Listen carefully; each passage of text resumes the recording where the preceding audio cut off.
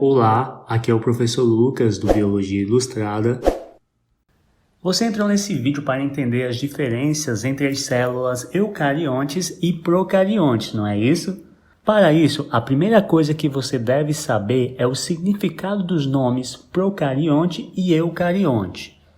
A etimologia da palavra procarionte já nos diz algo sobre a sua estrutura. A palavra é formada por dois sufixos, pro, que vem do latim e significa antes, e caryon, que vem do grego e significa núcleo. Ou seja, a palavra procarionte significa antes do núcleo.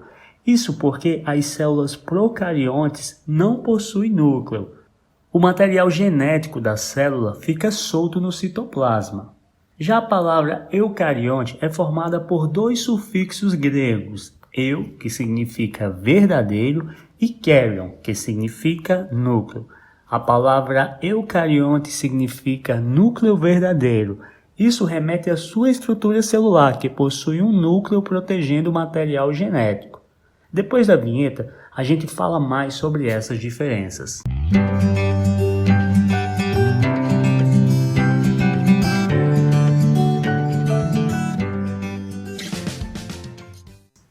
As células procariontes são muito menores do que as células eucariontes e possuem uma estrutura mais simples do que a célula eucariótica. Essa simplicidade permite a essas células se multiplicarem de maneira rápida e eficaz. As células procariontes não possuem núcleo. O próprio significado da palavra já nos diz isso. O DNA fica solto no citoplasma. Além do DNA, existe uma molécula circular de DNA, chamada de plasmídio.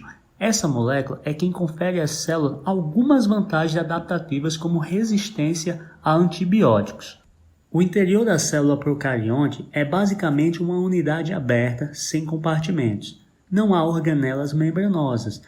No entanto, possui pequenas estruturas chamadas de ribossomos, que são muito importantes para o crescimento celular, pois agem no controle e na regeneração celular. Os procariotos também possuem uma parede celular que envolve a membrana plasmática e também costumam possuir um ou mais flagelos, que são usados para a locomoção. Os seres vivos que possuem esses tipos de células são as bactérias, as cianobactérias e as árqueas.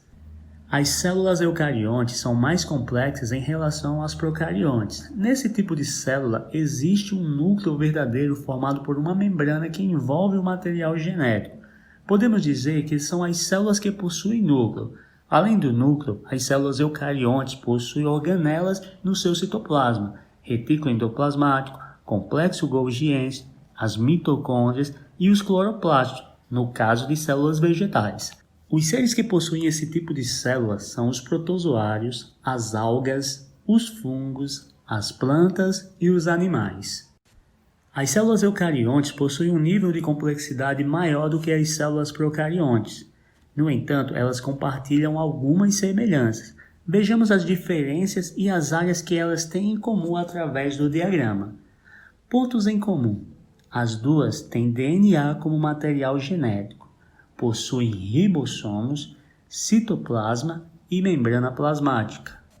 Agora vejamos as coisas que elas têm de diferente. As células procarióticas são mais antigas, são pequenas e relativamente simples. As células eucariontes evoluíram a partir de células procarióticas.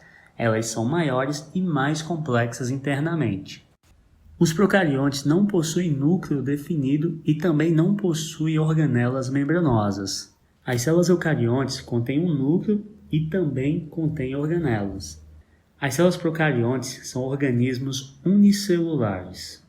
As células eucariontes podem ser unicelulares ou pluricelulares.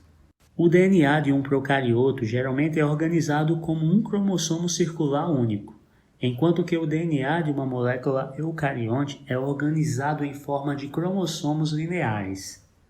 Obrigado por assistir. Se você gostou do vídeo, deixe o seu like e se inscreve no canal.